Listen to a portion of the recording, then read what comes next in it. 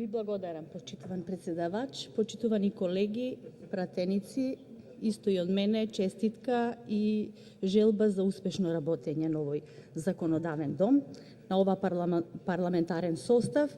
Ви посакувам и морам да ви кажам дека поради честа да и реплицирам на колешката од Охрид, Лидија Петковска, станав единствено со цел да и кажам која е разликата од конститутивната седница што се одвиваше со месеци во 2017 година и оваа сега.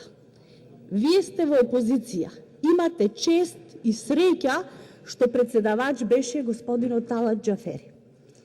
Вие не знаете, односно знаете со што се ние се соочивме тогаш кога вашиот Велјановски беше председавач на конститутивната седница која што не можеше со месеци да заврши. Вие имате среќа што овдека имате една демократска позиција која што може и да ве сослуша и со почит да ви одговори, а не да се подели во 10 пратенички групи и да го узурпира собранието и говорницата со реплики кои предизвикуваа одредени, да кажам, национални чувства и омраза кон одредена популација во нашата држава. Вие имате среќа што вие сега ќе можете слободно да говорите, без да се плашите дека нешто ќе ви се случи.